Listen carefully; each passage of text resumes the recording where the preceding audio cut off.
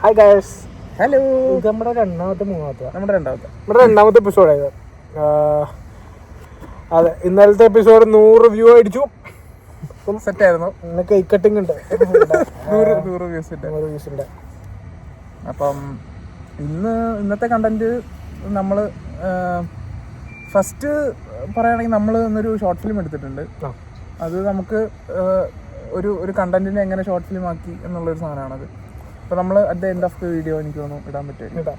ആ short film ആ ഒരു സാധനം പറഞ്ഞോ. അത് എങ്ങനെയാണെന്ന് വെച്ചാൽ നമ്മൾ ഇന്ന് രാവിലെ തൊട്ട് ഉച്ച വരെ ഒരുപാട് പരിപാടികളുണ്ടായിരുന്നു.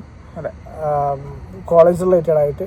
അപ്പോൾ ഏകദേശം ഒരു 3 മണി വരെ ഭയങ്കര സ്ട്രെസ്സും ഹെക്ടിക്കായിട്ട് ഇങ്ങനെ വർക്ക് ചെയ്ത് അത് കഴിഞ്ഞിട്ട് റൂമിൽ ഈ പറഞ്ഞ പോലെ റെസ്റ്റ് ചെയ്യുമ്പം ലോകേഷ് കനകരാജിൻ്റെ മറ്റേ പുതിയ പടത്തിൻ്റെ DC-യുടെ ട്രെയിലർ അത് നൈസാട്ടോ. അപ്പം അവിടെ നിന്നാണ് നമുക്ക് ഷോർട്ട് ഫിലിമിന്റെ ഒരു സീഡ് കിട്ടുന്നത്. അതായത് അതിലല്ല, അങ്ങനെയല്ല, എന്തെങ്കിലുമൊക്കെ ചെയ്യണമല്ലോ, ഒരു ഫയർ വേണമല്ലോ. അപ്പം അതാണ് നമ്മുടെ ഒരു മോട്ടിവേഷൻ. അപ്പം Lokesh Kanagaraj as a perform ചെയ്തേ കണ്ടപ്പോൾ നമുക്ക് തോന്നി എന്നാ നമുക്കൊരു കണ്ടന്റ് ചെയ്തേക്കാം. അങ്ങനെ തോന്നി. ഇതല്ലാതെ വലിയ ഷോർട്ട് നറേറ്റീവ് ഒന്നും അല്ല, ജസ്റ്റ് റാൻഡം കുറച്ച് ക്ലിപ്സ് നമ്മൾ എടുത്തിട്ടുന്നു. അതൊരു കണ്ടന്റിനെ എങ്ങനെ നമ്മളൊരു സാധനം ആക്കുന്നു, അത്രേ ഉള്ളൂ. സിമ്പിൾ എക്സസൈസ് പോലെ നമ്മൾ കാണുന്നതാണത്. അതെ, അത് ഇതിന്റെ ലാസ്റ്റ് നമ്മൾ ആഡ് ചെയ്യും. അപ്പൊ ഇന്നത്തെ കണ്ടന്റ് എന്താണ്, നമ്മളെങ്ങനെ ഇവിടെ എത്തി, ഐ മീൻ നമ്മുടെ ജേണി. വലിയ ജേണി ഒന്നും പറയാനില്ല, പക്ഷെ ഷോർട്ടിലായിട്ട് പറയാല്ലേ. ഷോർട്ടാക്കണ്ട, പറഞ്ഞോ, ആൾക്കാർക്ക് വേറെ പണിയൊന്നും. അങ്ങനെയല്ല, അവർക്ക് മടുക്കൂടാ. പറഞ്ഞോ. അതായത് ഇപ്പം എനിക്ക് സിനിമാറ്റോഗ്രഫിയിലേക്ക് ഒരു എക്സ്പോഷർ കിട്ടുന്നത് ആക്ച്വലി ഞാൻ ആർക്കിടെക്ചർ പഠിക്കുമ്പോഴാണ്. അപ്പം ഞാൻ ഒരു ആർക്കിടെക്ട് സ്റ്റുഡൻ്റാണ്. അപ്പം എനിക്ക് അതെ, ഇവിടെ ചുമ്മാ ഇൻട്രപ്റ്റ് സോറി. അപ്പോൾ ഈ ആർക്കിടെക്ചർ പഠിക്കുമ്പോഴാണ് ഞാൻ ആദ്യമായിട്ട് സിനിമാറ്റോഗ്രഫിയായിട്ട് എക്സ്പോസ്ഡ് ആവുന്നത്. അപ്പോൾ അതെങ്ങനെയാണെന്ന് വെച്ച് കഴിഞ്ഞാൽ, ഞാൻ ഈ സ്കൂൾ ടൈമിലൊന്നും എനിക്ക് അത്ര വലിയ, ഞാൻ അത്ര സിനിഫയലല്ല, ടിപ്പിക്കൽ സിനിഫയലല്ല ഞാൻ, ആയിരുന്നില്ല ഞാൻ. അപ്പം എൻ്റെ പരിപാടി എന്താണെന്ന് വെച്ചാൽ ഫൈൻ ആർട്സും, വരയ്ക്കുക, സ്കെച്ച് ചെയ്യുക, പിന്നെ നാടകം അഭിനയിക്കുക, അതൊക്കെയായിരുന്നു എൻ്റെ മെയിൻ പരിപാടി. എൻ്റെ ഇൻട്രസ്റ്റും ആ വകയൊക്കെ ആയിരുന്നു. അപ്പോൾ അങ്ങനെ ഞാൻ ഒരു കോഴ്സ് +2 കഴിഞ്ഞപ്പോഴത്തേക്ക് ഒരു കോഴ്സ് തപ്പിപ്പോയപ്പോഴാണ് ആർക്കിടെക്ചറിലേക്ക് കയറുന്നത്. Architecture as a human being, as an individual എന്നെ ഒരുപാട് ഷേപ്പ് ചെയ്തിട്ടുണ്ട്. അപ്പോൾ thanks to architecture degree course. അപ്പോൾ നിങ്ങൾ ആർക്കിടെക്ചർ സ്റ്റുഡൻസ് ആരെങ്കിലും കാണുന്നുണ്ടെങ്കിൽ ഓക്കെ, എനിക്ക് മനസ്സിലാവും ഈ 5 years ഭയങ്കര സ്ട്രഗിൾസ് ആണ്. But after that you will mould into something. അതൊരു ഫാക്റ്റാണ്, ഒരു ബിഗ് ഫാക്റ്റാണ്. അപ്പോൾ അവിടുന്ന് ഒരു സെക്കൻഡ് ഇയർ ഒക്കെ ആകുമ്പോഴാണ് ഞാൻ സിനിമാറ്റോഗ്രഫിയെ പറ്റി കൂടുതൽ അറിയുന്നത്. ബിക്കോസ് ഞങ്ങളുടെ കോളേജിലൊരു മെൻറ്റർ ഉണ്ടായിരുന്നു, പ്രശാന്ത് മോഹൻ എന്ന് പറഞ്ഞിട്ട്. അപ്പോൾ സാറിൻ്റെ വഴിയാണ് ഞാൻ ഈ ഫിലിം റിലേറ്റഡ് ആയിട്ടുള്ള കാര്യങ്ങളും കൂടുതൽ അറിയാനും അവിടെ നിന്നാണ് എനിക്കൊരു ഇൻട്രസ്റ്റ് കിട്ടുന്നത്. അപ്പോൾ ആ ടൈമിലാണ് കോമഡി എന്താണെന്ന് വെച്ചാൽ, ആ ടൈമിൽ ഞാൻ ടിക്ടോക്ക് ഒക്കെ ചെയ്യായിരുന്നു. ഞാൻ അത്യാവശ്യം ഒരു ടിക്ടോക്ക് സെലിബ്രിറ്റി ആയിരുന്നു. അത്യാവശ്യം നല്ലൊരു 10-20K ഫോളോവേഴ്സ് ഒക്കെ ഉണ്ടായിരുന്നു. ഞാനാണെങ്കിൽ നമ്മുടെ ടിക്ടോക്ക് ബാൻ ചെയ്യുന്നതിൻ്റെ ഒരു 4-5 months ഒക്കെ മുമ്പ് ഞാനാണെങ്കിൽ പീക്കിലെത്തി. കാരണം ഞാൻ പുറത്തേക്ക് തിയേറ്ററിൽ ആ ടൈമിലാണ് കുമ്പളങ്ങി ഇറങ്ങുന്നത്, ആ ബാനായ സമയത്ത്. അപ്പോൾ കുമ്പളങ്ങി നൈറ്റ്സ് കാണാൻ ഞാൻ തിയേറ്ററിൽ പോയപ്പം കുറെ ചേട്ടന്മാർ എൻ്റെ അടുത്ത് വന്ന് ടിക്ടോക്ക് ചെയ്ത് ജോണല്ലേന്ന്. എനിക്ക് മാവേലിക്കരയിലെ വലിയ സംഭവം തോന്നി എനിക്ക്. അങ്ങനെ ഞാൻ പിന്നെ അതിലങ്ങ് ഫോക്കസ് ചെയ്തു, ആർക്കിടെക്ചറൊക്കെ വഴിക്ക് വിട്ടു. എന്നിട്ട് ഞാൻ ടിക്ടോക്ക് ഫോക്കസ് ചെയ്തു. എന്തോ ഇതിന് നമ്മുടെ ഗവൺമെന്റ് അത് ബാൻ ചെയ്തു. അപ്പോൾ എനിക്ക് ഭയങ്കര സാഡായിരുന്നു. പിന്നെ റീലിലേക്ക് ഞാൻ പോയില്ല, ഞാൻ പിന്നെ അവിടെ കൊണ്ട് നിർത്തി. പക്ഷെ നിർത്തിയത് നന്നായി. ശ്രീനിവാസൻ പറഞ്ഞ പോലെ അതാണ് ഞാൻ മലയാളത്തിലേക്ക് കൊടുക്കുന്നത് ഏറ്റവും വലിയ കോൺട്രിബ്യൂഷൻ എന്ന് പറഞ്ഞ പോലെ ഞാൻ നിർത്തി. അപ്പോൾ അത് ഇതാണ്, മഴ പെയ്യാൻ തുടങ്ങി. ഓക്കെ.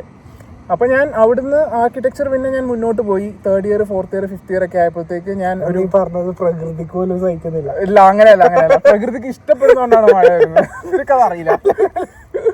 അപ്പോൾ എന്താണ് നമ്മളെന്താ പറഞ്ഞത്? ഓക്കെ, ആർക്കിടെക്ചറിന്റെ 4th year പഠിക്കുമ്പോഴാണ് ഞാൻ എൻ്റെ ഒരു ഫ്രണ്ട്, ഞാനാണെങ്കിൽ ആ ഫ്രണ്ടിനെ അധികം ഞങ്ങൾ കമ്പനി പോലും ഇല്ല. ആ ഫ്രണ്ട് റാൻഡംലി എന്നെ വിളിച്ചിട്ട് പറയാണ്, ഇങ്ങനെ ഒരു ഓഡീഷൻ നടക്കുന്നുണ്ട്, ആർട്ട് ഡയറക്ഷൻ ഇന്റേണിനെ സെലക്ട് ചെയ്യാൻ വേണ്ടിയിട്ട്, അഞ്ജലി മേനോന്റെ ഫിലിമാണെന്ന് പറഞ്ഞിട്ട്. ഞാൻ കോഴിക്കോട് വർക്ക് ചെയ്യുന്ന ടൈമാണ്.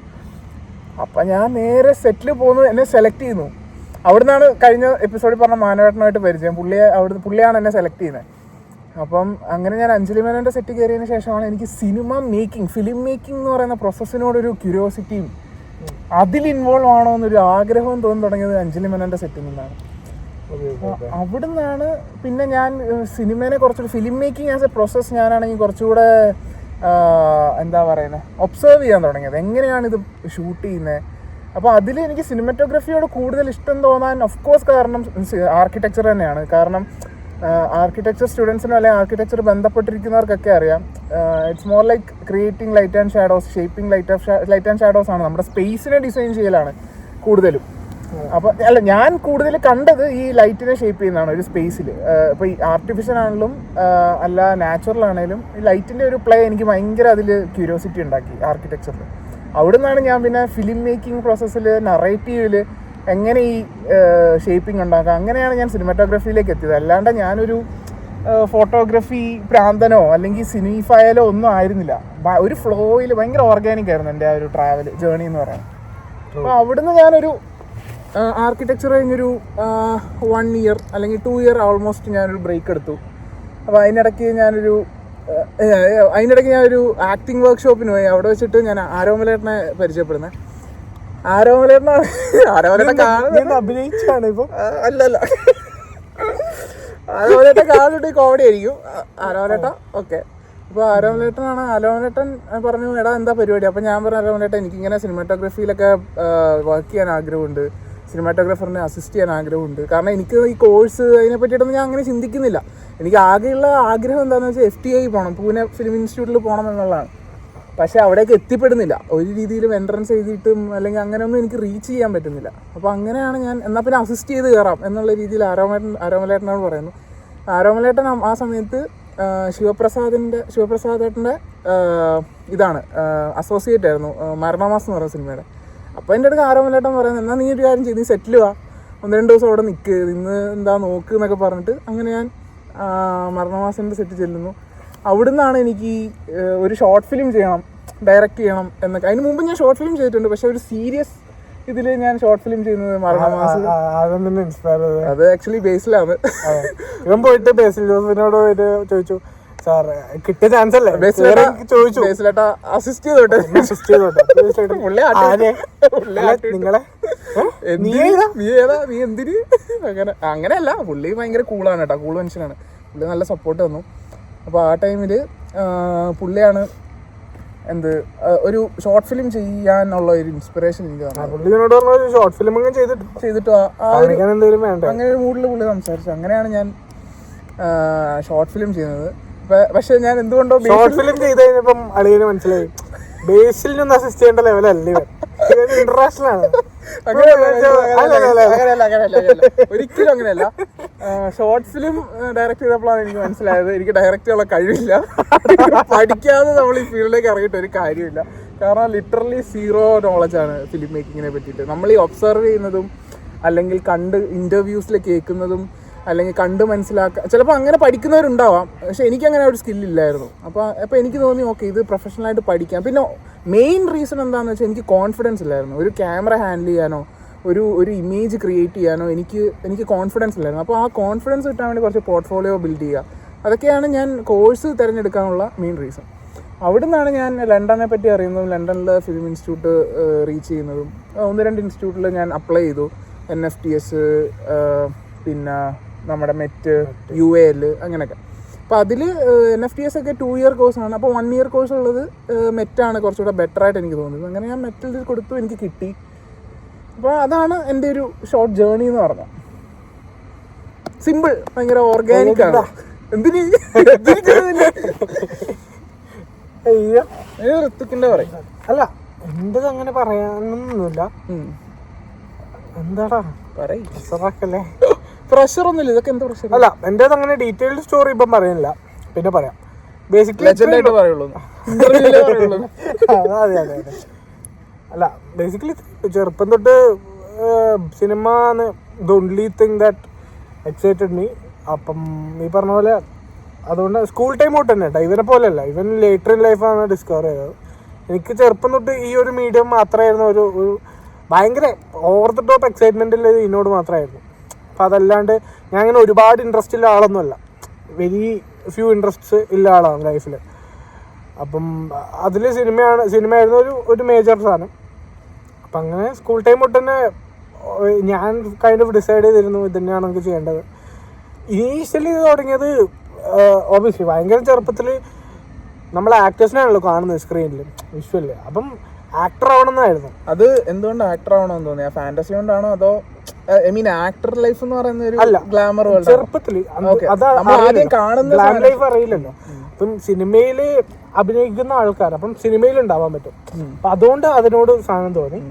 പക്ഷെ ലേറ്റർ ഈ അതിനോടുള്ളൊരു ഇഷ്ടം കാരണം തന്നെ I started studying about this. ഇപ്പം പോലെ കിട്ടുന്ന ഡോക്യുമെന്റ്സും പരിപാടിയൊക്കെ വായിച്ച് പഠിക്കാൻ തുടങ്ങിയപ്പം മേക്കിംഗ് പ്രോസസ്സും ഭയങ്കരമായിട്ട് തന്നെ എക്സൈറ്റ് ചെയ്യിപ്പിച്ചു സത്യം പറഞ്ഞാൽ, making process as a whole. അപ്പം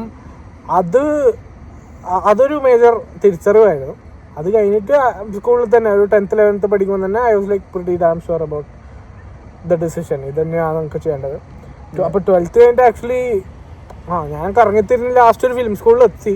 പിന്നെ അവിടെ നിന്ന് ഞാൻ ഡ്രോപ്പ് ചെയ്തിട്ടാണ് ഞാൻ BBA ചെയ്യുന്നത്. അതൊക്കെ ഒരു വേറെ വലിയ കഥയാണ്, അത് വേണ്ട. അപ്പോൾ BBA ചെയ്തു. BBA ചെയ്യുന്ന ടൈമിന് ഞാൻ ബിസിനസ്സിലും ഇൻവോൾവ് ആയി. എനിക്ക് ബിസിനസ് ഭയങ്കര ഇഷ്ടമാണ്. അപ്പം ബിസിനസ്സിൽ ഇൻവോൾവ് ആയി. അപ്പം കുറച്ചധികം ബിസിനസ്സുകൾ ചെയ്ത് അപ്പം അതിൽ നിന്ന് നമുക്ക് മനസ്സിലായി, അതായത് ബിസിനസ് എന്ന പ്രോസസ്സൊന്നും ഞാൻ എൻജോയ് ചെയ്യുന്നില്ല. പൈസ വരുമ്പോൾ എക്സൈറ്റ്മെന്റ് ഉണ്ട്. നർച്ചർ ചെയ്തിട്ടില്ലേ നിന്റെ ഒരു ഈ പറഞ്ഞ പോലെ മേ ബി വോട്ടെവർ. പക്ഷേ ഇതന്നെ ആ ഒരു process of doing the business ഉണ്ടല്ലോ, അതൊന്നും ഞാൻ അങ്ങനെ എൻജോയ് ചെയ്തിട്ടുമില്ല, ഇപ്പം ചെയ്യുന്നുമില്ല. എനിക്ക് പൈസ ആയിരുന്നു ദ ഓൺലി ഫാക്ടർ. അപ്പം അതൊക്കെ കഴിഞ്ഞപ്പോൾ ലൈക്ക്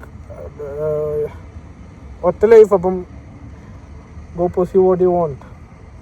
അതുകൊണ്ടാണ് ഇതിലേക്ക് വന്നത്. പക്ഷെ എനിക്ക് തോന്നുന്നത് നമ്മുടെ രണ്ടുപേരുടെ ഉള്ള ഒരു കോമൺ ഫാക്ടർ, നമ്മൾ എൻ്റയർലി ഡിഫറെൻറ്റ് ജേർണി കൂടെ വന്നവരാ. പക്ഷെ നമ്മുടെ രണ്ടുപേരുടെ ഒരു കോമൺ ഫാക്ടർ എന്ന് വെച്ചാൽ നമ്മൾ രണ്ടും മാനിഫെസ്റ്റ് ചെയ്യുന്നുണ്ടായിരുന്നു. നമ്മൾ വൺസ് ഒരു ഡേ നമ്മൾ അവിടെ എത്തും. അല്ല ഇപ്പോഴും ചെയ്യുന്നുണ്ട് ഓഫ് കോഴ്സ്. ഇപ്പോഴും നമ്മൾ എന്തെങ്കിലും അച്ചീവ് ചെയ്തു എന്നല്ല, പക്ഷെ ആ ഒരു പ്രോസസ്സിൽ ജേർണിയിൽ ഇപ്പോഴും ഞാൻ മാനിഫെസ്റ്റ് ചെയ്യാറുണ്ട്. ഒരിടത്ത് എത്തണം, അവിടെ എത്തണം, അവിടെ എത്തി എന്നൊക്കെ മാനിഫെസ്റ്റേഷൻ.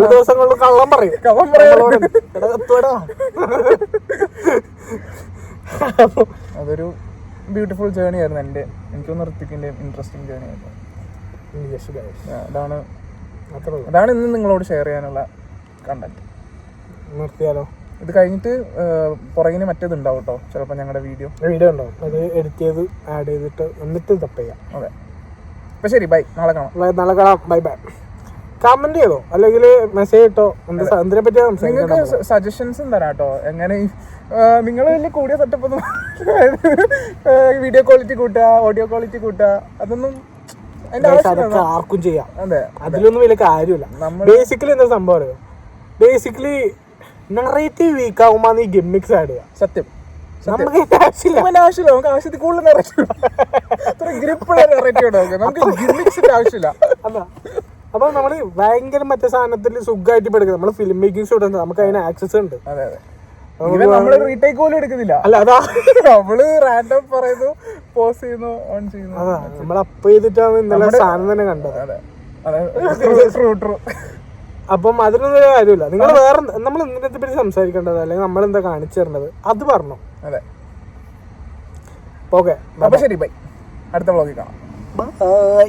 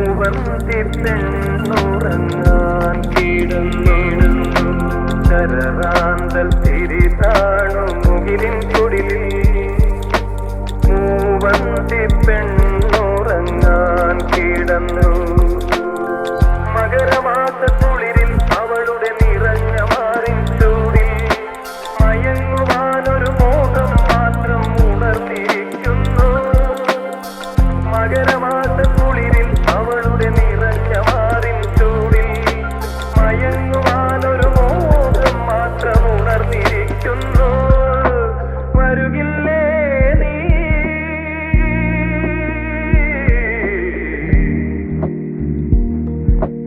അലയുടെ കൈകൾ കരുതും തരിവളയണിയാൻ വരുകില്ലേ അലയുടെ കൈകൾ കരുതും തരിവളയണിയാൻ വരുകില്ലേ